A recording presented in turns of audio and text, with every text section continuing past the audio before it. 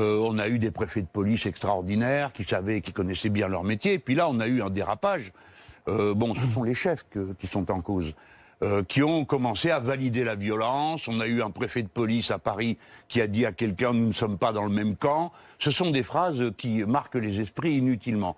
Plus une série de violences qui n'ont jamais été punies et jamais mises en cause. Si bien que la tension est extrême. Pour ma part, je pense qu'il faudrait faire redescendre tout ça en changeant les méthodes de travail, en changeant les méthodes de commandement et surtout en arrêtant de laisser à la disposition de syndicats factieux, de commissaires de police, d'officiers et autres, la promotion et les carrières, parce que ceux-là sont un venin à l'intérieur de la police. Justement, quand vous rendez hommage à ces policiers tués, vous l'avez fait dans le cadre de Rambouillet, vous avez parlé d'un meurtre révoltant. Dans le cadre d'Avignon, vous avez dit « le meurtre d'un malheureux policier provoque une fois de plus ma mise en cause par des policiers d'extrême droite ». On a l'impression que vous ne voulez pas mentionner la profession de ces policiers qui sont tués parce que policiers aussi.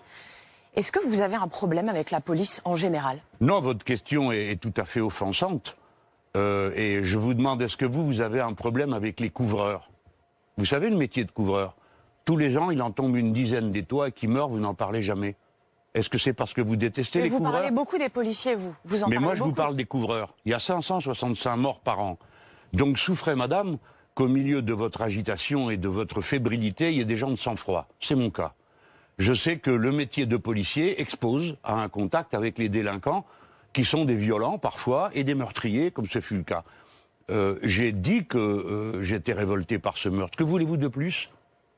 J'ai pas compris. Qu'est-ce que vous me demandez de plus? Je pense que vous avez une manière de faire qui vient à l'appui des syndicats d'extrême droite de la police et des commissariats. S'il vous plaît, madame, ça y est, vous m'avez offensé, c'est fait. Donc, vous voulez en rajouter, c'est ça? Ils ne sont pas toute la police, ces syndicats. Et cela me désigne en permanence comme si j'étais responsable de ce meurtre. C'est-à-dire, il y a un trafiquant de drogue qui tire sur un policier, et à qui s'en prend-on? À Jean-Luc Mélenchon. Ai-je jamais assassiné quelqu'un? Ai-je jamais approuvé quelque meurtre que ce soit? Moi qui prône la non-violence en politique, même si ma manière de parler m'est polémique, mais il faut faire la différence entre le verbe et l'action. Je désapprouve évidemment et je condamne le meurtre. Et j'espère que cet homme soit rattrapé, qui est responsable de ce crime, parce qu'il savait ce qu'il faisait. Lorsqu'il prend son arme, d'ailleurs, d'où la tirait-il? C'est une des questions qu'il faut se poser. Dans l'action de police aujourd'hui, il faut davantage de travail pour combattre les réseaux qui distribuent des armes. Quand je suis à Marseille, les gens qui me parlent des quartiers, avant toute chose, ils me parlent de ça, de la circulation des armes. Alors, des fois, il y a des beaux succès. La semaine dernière, la police a arrêté un trafiquant, un militant d'extrême droite qui vendait des armes à des voyous. Peut-être a-t-il vendu une arme à celui qui a tué ce policier. Mais je vois que vous ne posez pas la question. Vous me la posez à moi, qui n'ai jamais vendu une arme de ma vie, ni qui n'en ai manié. Alors, je crois qu'il faut maintenant faire preuve de sang-froid. Alors,